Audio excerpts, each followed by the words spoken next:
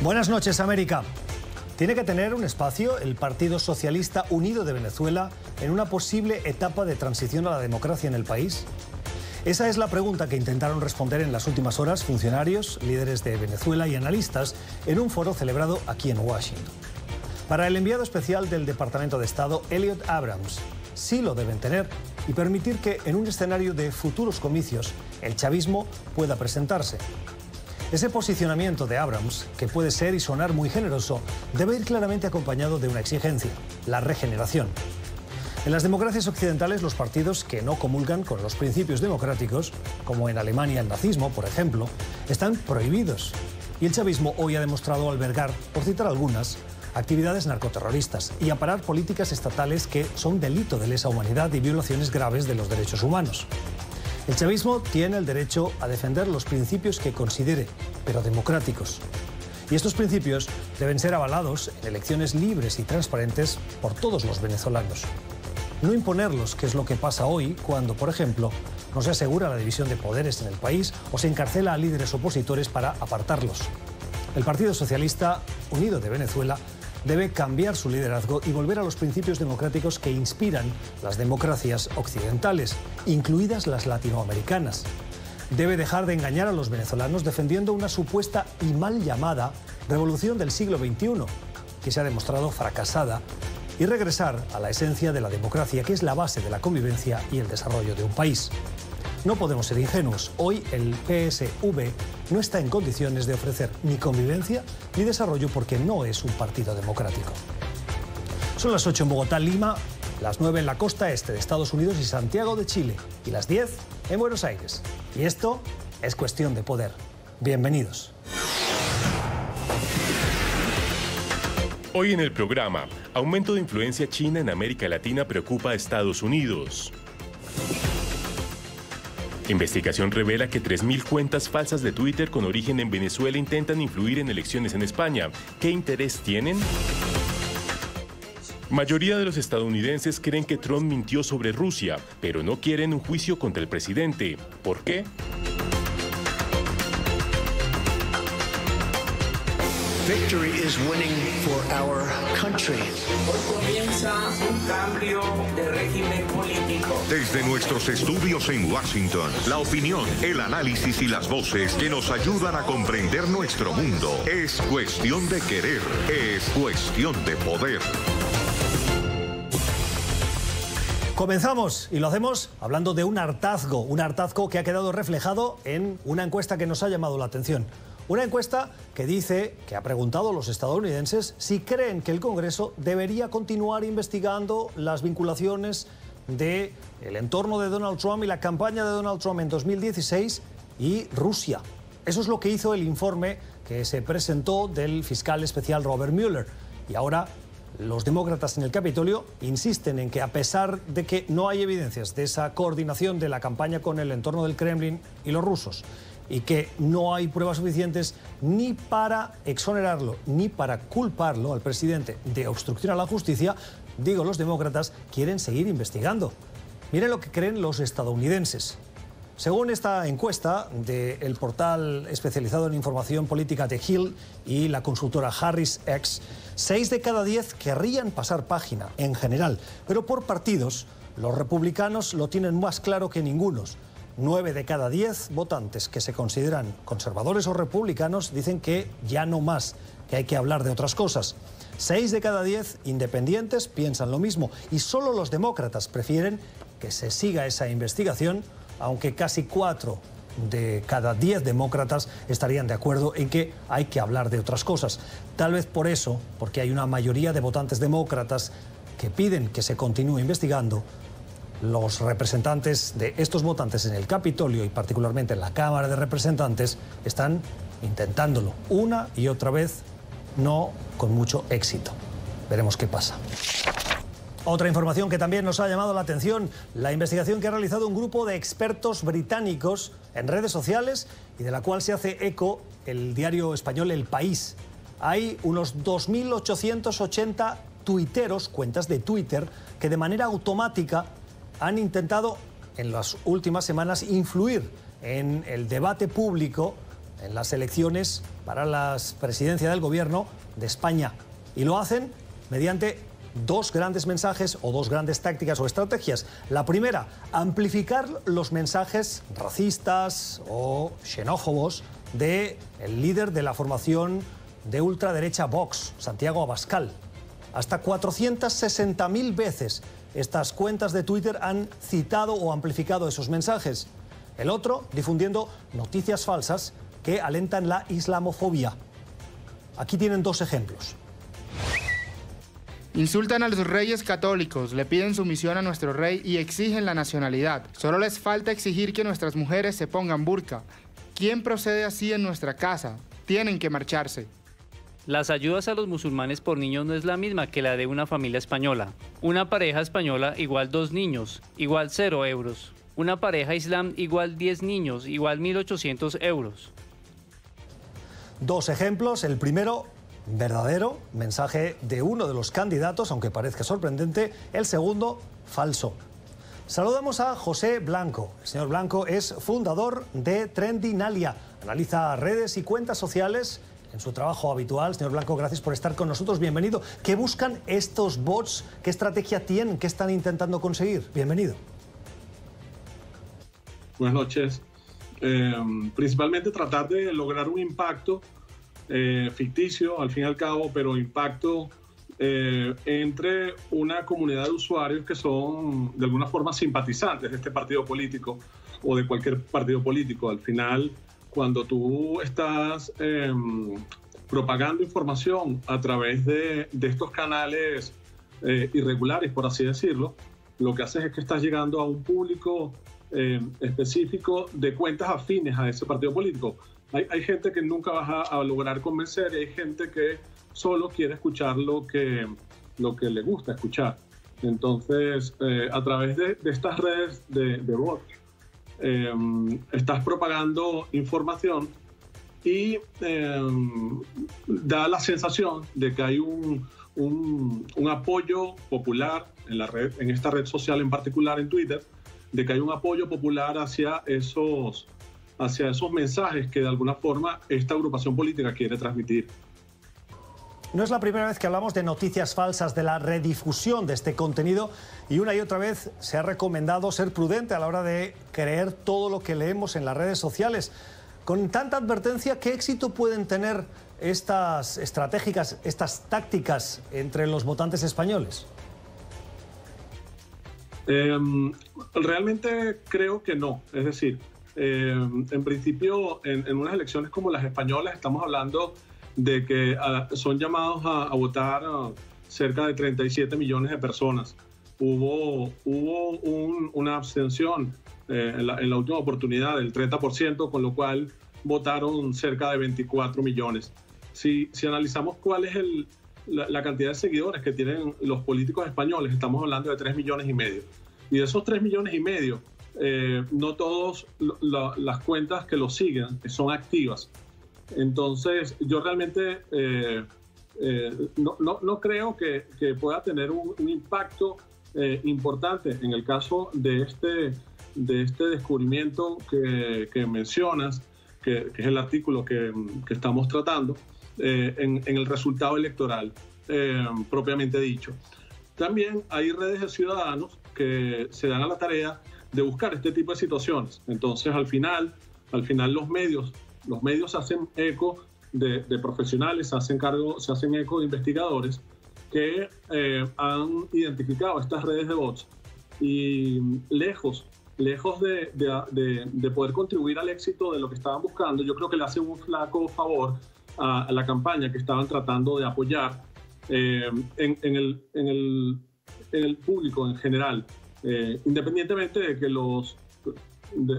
las personas que siguen ese partido político no van a tomar en cuenta esa denuncia, porque yo creo que una vez que tú te decantas a favor de uno de estos partidos políticos, pues los ataques que sean generados hacia el mismo, pues no están orientados, no van a ser percibidos como una forma de que logres cambiar el voto, sino afianzar lo que tú estás haciendo.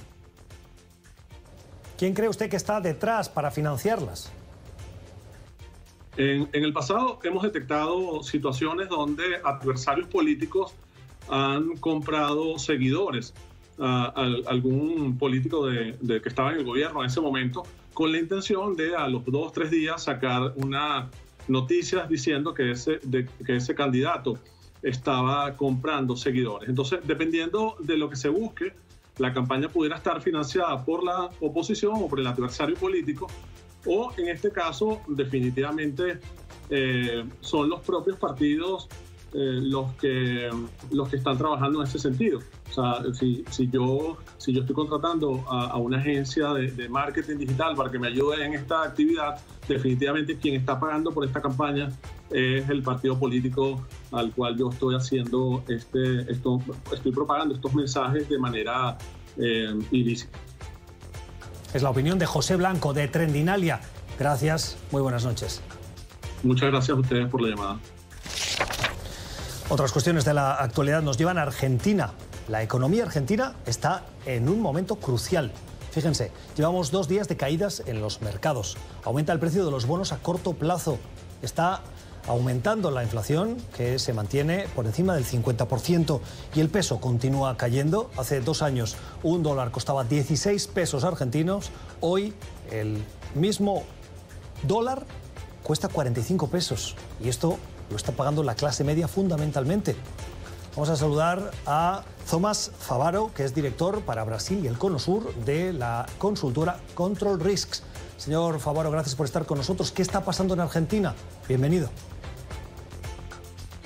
Buenas noches. Bueno, Argentina ha tenido una situación económica muy difícil desde el año pasado. Ha tenido cierta estabilidad entre septiembre hasta a principios de mes con un nuevo régimen cambiario, pero ahora, sobre todo con la incertidumbre electoral y con el avance de la inflación, aumenta la incertidumbre en relación a la evolución de la economía hacia adelante. Entonces, mucha preocupación en cómo va a reaccionar el gobierno y qué tipo de herramientas efectivamente tiene para mejorar la economía en el corto plazo.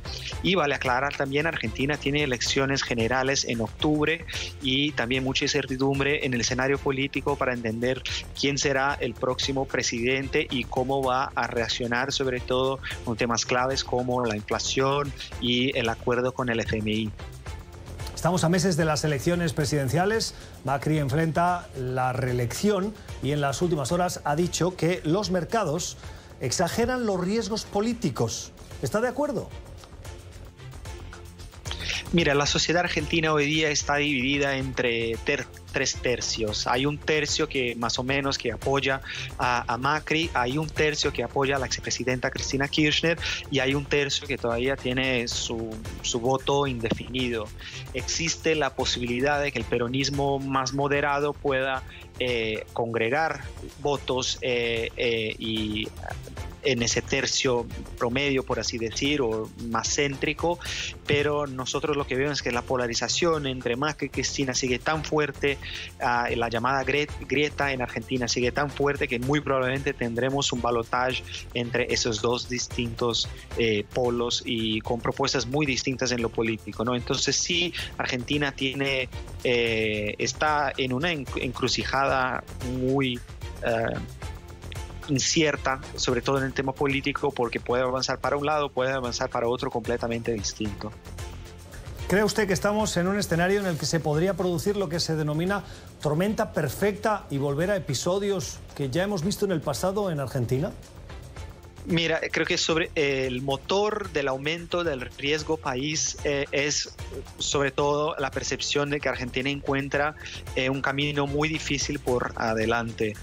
Además de la dificultad que el gobierno ha tenido en bajar la inflación, ha intentado subir las tasas de interés a un 70% y no ha logrado impactar tan significativamente ni la inflación ni la depreciación del peso. Y también Argentina, vale aclarar, tiene deudas a pagar bastante pesadas en el año entrante, 34.000 millones de dólares al FMI, y es probable que el próximo gobierno tenga que renegociar esa deuda o el financiamiento de ese pago. Y como sabemos, dependiendo del avance de las elecciones, puede ser que el próximo presidente decida tomar un camino aún más radical de default de la deuda, que eso sí se pondría la situación argentina mucho más complicada hacia adelante. Entonces creo que por ahí va un poco la preocupación de los mercados. El análisis del director para Brasil y el Cono Sur de la consultora Control Risk, el señor Thomas Favaro. Señor Favaro, gracias por haber estado con nosotros. Feliz noche. Gracias a ustedes. Y una última noticia de la actualidad nos lleva a la mirada positiva. Se acaba de presentar, lo hace anualmente la prestigiosa empresa Gallup, el informe del 2018 que lleva por título Estado emocional del mundo, el estado de ánimo del año pasado, en una macroencuesta que se hace a nivel mundial. Las respuestas que obtienen los investigadores permiten hacer una lista de países de los que están más positivos y más negativos, los que tienen una mirada más relajada, más feliz en la vida, y una que es más estresada. Por la parte negativa, la lista de los países más estresados tiene el deshonor de encabezarla el Chad.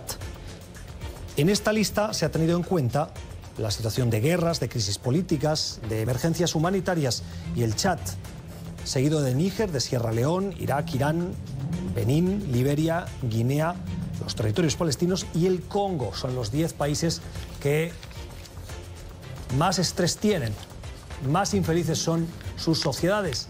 La parte positiva, y es ahí donde está nuestra mirada, viene de América Latina.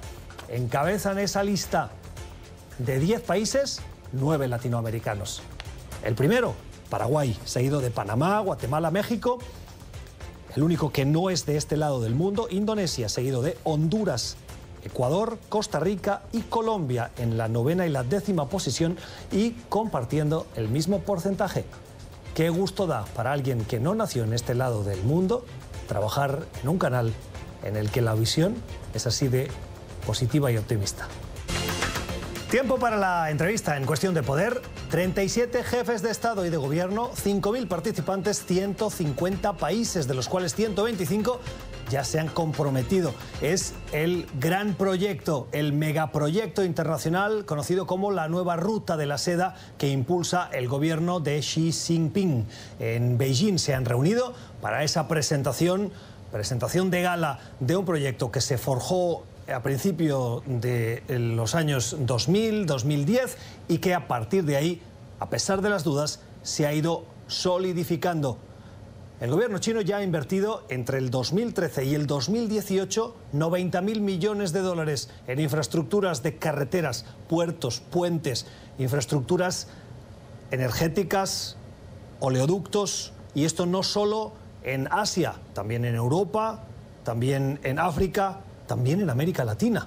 ¿Qué busca China con este megaproyecto del que Estados Unidos y la Unión Europea recelan? Claudio Loser es director de Centennial Latin America y exdirector del Fondo Monetario Internacional para América Latina. Claudio, buenas noches. Muy buenas noches, gusto en estar con ustedes. ¿De qué se trata la Nueva Ruta de la Seda? Lo que se llama como el Belt and Road Initiative, BRI, es una iniciativa de China de internacionalizarse, de tener más influencia, no influencia militar, sino de poder conectar a China con el resto del mundo de una manera, o financiado, mejor dicho, por la misma China, y con gran impacto ciertamente en Asia y ahora en África y también en América Latina. Hay recelos por parte de Estados Unidos y también de la Unión Europea. ¿De qué recelan? Por supuesto, los Estados Unidos y la Unión Europea recelan de que China tenga interés en, digamos, en tomar el rol que ellos pueden tener como gran potencia que pueda influenciar a los países en desarrollo, y no solamente en desarrollo, 125 países, y que de alguna manera tengan simpatía y apoyen a China en el marco internacional. ¿Qué tipo de influencia puede ejercer China? Muchos hablan de una influencia ideológica. Sin embargo, la influencia y el interés chino es económico. Por supuesto, quieren tener influencia, pero el poder que tienen es que son la segunda economía más grande del mundo, depende cómo se mida, incluso puede ser medida como la primera economía, y en ese sentido China dice: yo tengo que tener un rol equivalente al que tiene los Estados Unidos, al que tiene Europa, y además tengo los medios para hacerlo. ¿Y eso por qué tendría que ser negativo? Donde siempre yo he aprendido que donde hay competencia, eso es sano, sobre todo para el consumidor. En este caso, los países que pueden necesitar infraestructuras. Si no está Estados Unidos, tengo a China, y Estados Unidos tendría que espabilarse para ofrecerme la alternativa. En principio es totalmente cierto. Los problemas que existen respecto de esta iniciativa, y cada vez está la gente preocupando más de ello, es que los términos de financiamiento que da China son muy opacos. No se conoce demasiado bien cómo es, y lo que cada vez los países están más preocupados es que se están endeudando en forma importante y los beneficios no son los que se pensaba. Doy como ejemplo dos cosas: el ferrocarril de Nairobi a Mombasa, en Kenia. Por otro lado, el puerto más importante en Sri Lanka. Todos esos los chinos tuvieron problemas muy serios, y los países se sienten que tienen real dificultad en pagar, lo cual además crea problemas para China, porque China no tiene interés en tener la posición de acreedor y que los deudores no tengan capacidad de pago. Claro, pero si no tienen capacidad de pago y son pocos, el gobierno chino puede ejercer su presión política porque le deben mucha plata. Sí, eso es lo que los chinos creen, pero también los Estados Unidos muchas veces ha creído en eso. La Unión Europea, un poco la historia latinoamericana es exactamente de eso, y en el momento de la verdad, hoy en día, los países van a estar dispuestos a declarar cesación de pagos. Estoy exagerando, no creo que haya ese peligro inminente, y China puede encontrarse con una posición de acreedor muy complicada. Por supuesto, tiene el poder político para poner presión a los países, pero yo creo que acá el resultado final es mucho menos claro de lo que la gente piensa. Habitualmente los proyectos que vienen de China, sobre todo en infraestructuras, carecen de tres elementos, como son el poco respeto a la propiedad intelectual, el poco respeto a las leyes de los trabajadores, la defensa de los derechos de los trabajadores, o el respeto al medio ambiente, y finalmente que adolecen de democracia como país. En la presentación que se ha producido en las últimas horas en Beijing, Xi Jinping ha dicho que tenemos un fuerte compromiso con la transparencia y la gobernanza limpia. ¿Es creíble? Mi respuesta es que la intención será limpia, pero la práctica no. Y eso lamentablemente ha sido la experiencia en África, que lo he seguido un poco. En América Latina también ha habido circunstancias así, donde el gobierno, o mejor dicho, la empresa y la iniciativa china ha entrado, no ha habido, digamos, respeto ni a la generación de trabajo interna, ni a los principios generales del Estado de Derecho de los países. ¿Esto cómo lo pueden hacer? Es decir, es cierta la cláusula que a veces han comentado algunos analistas, de que cuando llega un proyecto chino, ellos imponen sus empresas, sus trabajadores, y casi una especie de gulags en las que allí mantienen a los que hacen ese proyecto para luego irse o buscar otro con esos mismos trabajadores? hay mucho de eso. O sea, la experiencia es que China viene con sus propios trabajadores, el valor agregado de la inversión, o sea, ¿cuánto queda en el país? Claro, queda la inversión, pero en términos de generación de trabajo y todo esto no, y queda normalmente una deuda muy, muy importante. O sea, es algo que los chinos incluso están mirando con mucho cuidado y que me imagino que en esta reunión van a conversar seriamente con sus deudores. La revista America Quarterly acaba de publicar un artículo precisamente sobre China y nos recuerda que se ha convertido ya China en el segundo gran socio comercial de América Latina, después de Estados Unidos, y en algunos países el primero. Correcto. Y está interesado en cosas como el oro de Venezuela, sí, o el metal, el hierro de Brasil, o en el caso de Colombia el petróleo, y así en cada país en función de los intereses que tiene. ¿Por qué los países, teniendo el antecedente que ahora usted explicaba de ausencia de esos respetos a las leyes, de poca generación de riqueza para los trabajadores, etcétera, por qué los gobiernos les abren la puerta? Evidentemente, esto abre el comercio, es un comercio muy dirigido a las materias primas o al transporte para las materias primas, manteniendo, digamos, la estructura económica de los países latinoamericanos, pero lo que pasa es que vienen en forma muy masiva, dan los recursos y se construye, y normalmente los gobiernos no piensan tanto en el impacto en la deuda, sino que dicen, bueno, ahora tengo un ferrocarril o tengo una obra pública importante que va a mi favor. Cuando llega el momento de pagar, se pone la cosa complicada si el proyecto no ha sido bien analizado. ¿Qué es mejor para un país? ¿Acudir a China o acudir a organismos internacionales como, por ejemplo, el Banco Interamericano, el Fondo Monetario Internacional, donde usted trabajó, o el Banco Mundial? Yo creo que no puede hacerse una posición de blanco o negro. La realidad, como digo yo, es blanca y negra a cuadritos. Y en ese sentido, yo creo que China lo que tendría que hacer es cooperar más con los organismos. Me refiero, decir, voy a hacer esto, pero tengo que tener también el visto bueno o el análisis del Banco Interamericano o del Banco Mundial. El fondo no está metido en eso, para decir esto tiene sentido en una visión global de bienestar para el país. La administración Trump se ha caracterizado en política exterior por el aislacionismo y las críticas a los tratados de libre comercio.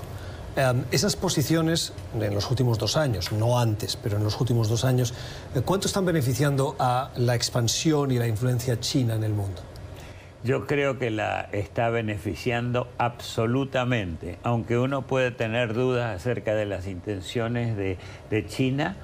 China ha tenido un mensaje, un discurso de apertura y de alguna manera está tomando, quizá con la Unión Europea, la iniciativa de mantener las reglas de comercio internacional. Hay problemas en la forma que ellos respetan eso, pero yo creo que China se ha beneficiado enormemente por ese aislacionismo de Estados Unidos. Por supuesto, se ha visto perjudicada por el hecho de que los Estados Unidos ha aplicado medidas de protección con las que yo estoy en total desacuerdo hacia China. La opinión, el análisis de Claudio Loser. El señor Loser es director de Centennial Latinoamérica y fue director para el hemisferio occidental del Fondo Monetario Internacional. Es economista. Señor Loser, gracias por haber estado con nosotros. Un placer estar con ustedes. Qué gusto escucharle. Vamos a la... Tiempo para el debate en Cuestión de Poder.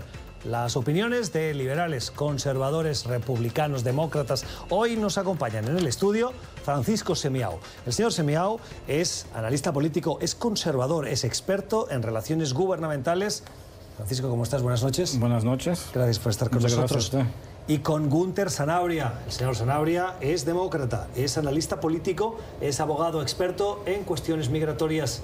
Gunter, ¿cómo estás? Buenas noches. ¿Cómo estás? Gracias. Una primera reflexión les pido sobre ese hartazgo que refleja esta encuesta que hemos comentado en la sección de noticias, en la que de manera general los estadounidenses, más de 6 de cada 10, le dicen al Congreso: ya no más, pase página, no queremos continuar enredados en el informe de Robert Mueller y de la injerencia rusa. Los demócratas particularmente, señor Sanabria, sí quieren, pero los independientes, los republicanos y en general los estadounidenses dicen que no. ¿Qué opina? Bueno, yo creo que va a haber dos problemas, ¿no? Los demócratas se subieron al tren de Mueller, todos se subieron y estaban convencidos de que algo iba a salir. ¿Y qué pasa ahora? La base demócrata, el 40% de los votantes demócratas, todavía están pensando que eso debería hacerse, pero la mayoría de los demócratas en este momento, que son los nuevos demócratas liberales, además también los que estaban con Bernie Sanders, están diciendo ya, suficiente, suficiente. Ahí es donde los demócratas van a tener el problema de agarrar ese grupo de 60% y hacerlo que regrese a el partido. Cuando dice que ya no más, y habla de los votantes de Bernie Sanders, ¿son ellos los que cree usted que no quieren más investigación? Yo creo que sí. Yo creo que Bernie Sanders está en este momento todavía en pantalla. No creo que dure, pero creo que todavía está en pantalla porque ese grupo de jóvenes que están en este momento viendo hacia el futuro quieren que ya eso se acabe. Pero entonces, ¿cómo explica que Elizabeth Warren, que es una figura que está también a la izquierda del Partido Demócrata, alineada con Bernie Sanders, sea la que ha pedido proceso de juicio político o impeachment, como se dice en inglés? Bueno, Elizabeth Warren en este momento está enfocándose más en un sentimiento anti-Trump y yo creo que alineándose con Bernie Sanders le da esa energía para continuar, pero tampoco creo que siga. O sea, al final de la batalla vamos a tener a Donald Trump en un lado y a Joe Biden en el otro.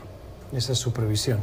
Creo que también parte es que hay personas que tienen, ¿cómo dice? El concern. La preocupación. La preocupación, que si empujan mucho puede ser un poco mal estratégicamente para el partido, especialmente para las elecciones.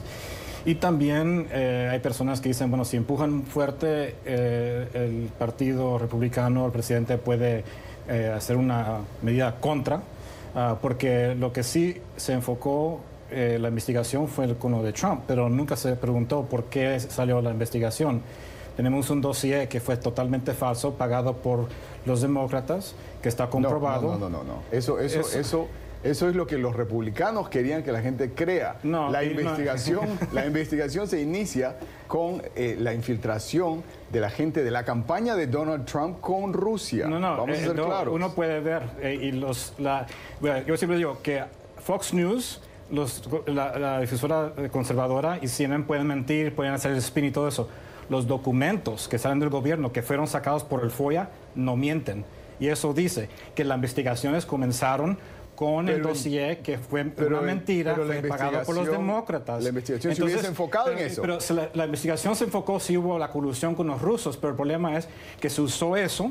Imagínese esto pasando a cualquier otro ciudadano. Yo entiendo que hay muchas personas que no le gustan al señor Trump por su manera de ser, pero imagínese que esto sea un precedente para decir, bueno, sacamos una cosa para poder investigar otras cosas. Y todavía no se ha hecho público los documentos que formaron parte de esa no se han hecho públicos, investigación. Pero sí se han usado legalmente. ¿Cuántas personas de la campaña de Donald Trump están en este momento en investigación y la mayoría bajo sentencia de cárcel? Una cárcel, ya, exacto. Sí, pero eso no tiene que ver nada, bueno, por ahora, pero con el señor Trump. Pero el problema es sacar una cosa para ver qué más se puede sacar. Es como una inquisición comunista. Decir, bueno, sacamos esto solamente para continuar y continuar y continuar. Y eso no puede ser bueno por el país. Cerramos. Decir que las personas que están en este momento bajo investigación o presas, que eran parte de la campaña de Donald Trump, no tienen nada que ver con el presidente, es ponerse una venda en los ojos. Las cosas que pasaron fueron anteriormente, antes de la campaña. Solamente para decir eso, no tuvo que ver nada durante la campaña. No se ha comprobado eso.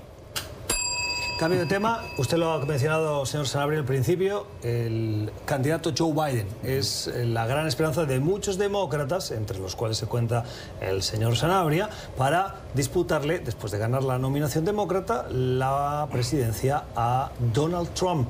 pero en las primeras 24 horas desde que anunció su candidatura de intentar ganar esa nominación, ya ha tenido que volver a justificarse en su comportamiento con las mujeres y el espacio privado, que él ya ha reconocido que tenía que mejorar en eso, pero ese ha vuelto a ser el tema y no otro, y la implicación que tuvo él como senador en el proceso de nominación o de confirmación del juez Thomas Clarence para la Corte Suprema, acusado por una mujer de acoso sexual. ¿Va a librarse de ese fantasma y de esa losa que le ha perseguido a Joe Biden? Todo depende, porque antes mi creencia era que el partido manejaba la media del establecimiento. Ahora pienso yo que la media es la que maneja las políticas en este país. Yo siempre he pensado que el señor Biden, y hasta como muchos lo han nombrado como el tío Biden, ¿verdad? Uncle Joe. Y es una persona así. Yo he conocido personas como él que no sé si la palabra en español es apropiada, torpe, ¿verdad? Que a veces no saben lo que están haciendo, pero están ofendiendo a las personas. He conocido personas que le gustan tocar mucho, y muchas personas se han burlado de él porque ha dicho ciertas cosas o ha hecho ciertas cosas también. Pero todo depende que si el partido, para mí, que si el partido no ve otra solución, otro candidato que pueda ganarle a Trump, y por ahora han habido ciertas polls que han dicho que Biden puede ganarle a Trump. Si eso no pasa, creo que el propio partido y el establecimiento van a tratar de empujarlo, porque hay ciertas cosas en el pasado de él, como usando, como dice, el plagiarism, no sé cómo se dice en español, plagiarism. La copia, ¿no? La copia de intelectual de otras personas lo ha usado, igual como dijo, como se comportó con la señora con Anita Bond, y también otras situaciones que han salido con él. Pero yo no creo que, para mí, que lo ha hecho a propósito, pero sí, obviamente, que eso se está promulgando por todos lados, que de la manera que él toca a las personas, y puede ser un problema. Una explicación: las acusaciones de haber copiado hacen referencia a un discurso que pronunció Joe Biden hace unos años atrás en su estado, en Delaware, en el que se le descubrió que había copiado un discurso que dio de un parlamentario británico, y que así fue textual: acoso o comportamiento inadecuado, copia. Su implicación en el Senado, con a ver qué es lo que está saliendo estas primeras horas desde su candidatura, ¿tiene recorrido? Te digo por qué la fe en Biden. Uno, Biden, y si tú lo comparas con Donald Trump, ha cometido muchos errores, tienes razón. Lo del discurso fue hace muchísimos años, y como todos sabemos, los discursos presidenciales no los escribe el candidato, sino los escriben por ellos. No se explicó lo que había pasado, pero eso es cosa del pasado. Pero lo bueno que tiene Biden con comparación de Donald Trump es lo siguiente: si él comete un error, Biden se disculpa, como se ha disculpado en este momento. Él empieza su campaña con un error y se disculpa, algo que jamás lo hemos visto de Donald Trump, y no lo veremos, definitivamente. Por otro lado, Biden tiene más experiencia del Congreso y el sistema americano que Donald Trump. Biden tiene décadas en el Congreso, y acabamos de ver Donald Trump que dice que si alguien le manda una supina, él se va a ir al Supreme Court. Dios santo. Una citación. Una citación para que él presente documentos. Él va a llamar a la Corte Suprema. Clara misinterpretación de lo que dice la ley. Entonces, si comparamos a Donald Trump con Joe Biden no solamente es mejor en cuestiones morales, legales, y Joe Biden representa a América, lo cual no hemos visto con Donald Trump. Bueno, hasta cierto punto, uno hay que reconocer una cosa, que durante la campaña de Obama y el señor Biden, hubo algo que dijeron, que la campaña no estaba interesados en hacer el outreach a la América blanca, the working class, no les interesaba. Entonces, no sé cómo va él retroceder eso, si es que le interesa eso, como dice el candidato de América. Y a mí lo que yo veo es que siempre se ha dicho que la administración Obama no tuvo escándalos, pero sí tuvieron suerte que tuvieron el equipo correcto en el Departamento de Justicia para parar ciertas investigaciones. Ahí están. Yo he sido parte del esfuerzo para subir fondos para sacar esas follas. Yo sé lo que está ahí. Y entonces hay problemas. Entonces, para continuar ese tipo de cultura en la Casa Blanca, yo no creo que hay potencial para más escándalos, y creo que los demócratas no quieren eso tampoco para el futuro. Creo que ven más problemas con eso. Nueva propuesta del presidente Donald Trump para endurecer su política de tolerancia cero con la inmigración. Está sobre la mesa una propuesta que pondría en riesgo el futuro de 440.000 inmigrantes que hoy viven de manera irregular en Estados Unidos. Señor Sanabria, usted es experto migratorio. La propuesta se llama remoción expresa. ¿En qué consiste? La remoción expresa es la habilidad que le da el presidente a las agencias de migración a deportar gente inmediatamente si es que los encuentran dentro de 100 millas desde la frontera sin documentación o con documentación falsa. Pero esto afecta al debido proceso. Pero eso ya está funcionando en este momento. Muchísimas personas las mandan de vuelta a su país con solamente un agente, sin ver a un juez. Ese proceso está dentro de los poderes de la agencia de migración. Lo que está tratando de hacer Donald Trump es expandir ese poder a personas que ya están más allá de las 100 millas dentro de los Estados Unidos, y eso sí sería una violación de los derechos de las personas, no solamente en el momento que los encuentren, sino cómo los van a encontrar, cómo van a buscar esas personas, que es lo que Donald Trump está haciendo. Él viola los derechos humanos, derechos civiles, derechos constitucionales, solamente de los inmigrantes. Para mí es una cortina de humo que él está usando en este momento, que la necesita más que nunca. Creo que, bueno, si dice derechos humanos a cierto punto, creo es un poco extremo comparado a lo que estamos viendo en otros países. Hablemos de los niños encarcelados como perros. Hay que recordar también que esto pasó durante la administración de Obama, no tan frecuente, y creo que fue una desafortunadamente en esta administración. Eso es lo que hacen los republicanos. También pasó durante Obama. Y eso es lo que hacen pero no era igual.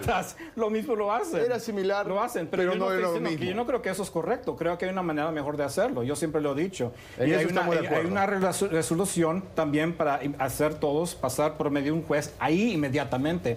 Más recursos, así tiene que ser. Yo no estoy de acuerdo con lo que está pasando. Yo digo, yo no estoy aquí para apoyar al señor Trump, yo no estoy aquí para apoyar todas las políticas. Lo que estoy aquí para defender lo que se está diciendo incorrectamente en los medios de la media. Bueno, esperemos que más republicanos pero cuando uno ve, cuando trata a otros países, a los seres humanos, sea correcto o no, es ético, yo no creo, pero hay que reconocer una cosa, como voy a decir lo que dicen ciertas personas que se basan a la ley. A veces dice la ley tampoco es correcto, porque hemos visto muchas personas que justificaron la esclavitud, pero dicen no, estas personas que están aquí no tienen el derecho de ciudadanos. Cortinas de humo. Vamos a ver que todas las acciones de Trump llegan hasta el límite políticamente. No, es verdad. Yo no voy a decir nada contra eso. Y lo vamos a seguir comentando en nuestros espacios de debate y análisis, aquí en Cuestión de Poder. Hoy, en esta sección, con Francisco Semiao y con Gunter Sanabria. Gracias por haber estado con nosotros. Gracias. Vamos a la pausa al volver, la recomendación cultural y la recta final con los mensajes en las redes sociales. ¿Los vamos a las redes sociales? Y los mensajes que han llegado, la mayoría que nos han llamado la atención también en esas redes sociales, hacen referencia a esas sanciones que se han conocido hoy del Departamento del Tesoro a dos figuras prominentes del chavismo. Una, el canciller de Nicolás Maduro, Jorge Arreaza. La otra, a la juez Carol de Alexis Padilla de Arretureta. A ambos les ha caído la suerte, o no, de formar parte de la lista de la OFAC, esa lista en la que se quedan congelados los activos que puedan tener en Estados Unidos y cuentas bancarias, y la obligación de quien conozca esos activos reportarlos al gobierno, además de prohibir la interacción o los negocios con esos activos. Mensajes en las redes. Yo no le veo ninguna efectividad a esas sanciones. Ellos siguen dándose la gran vida. No puede ir a Estados Unidos, eso a él no le importa. Él irá a China, que tiene lujos y gran desarrollo. Irá a Rusia, que está más capitalista. También a la capital del lujo, Dubái, y pare de contar. Ahora estamos avanzando. Jueza corrupta, sin principios ni moral. Sus opiniones sobre esas nuevas sanciones a dos individuos que entran a formar parte de esa lista de la OFAC.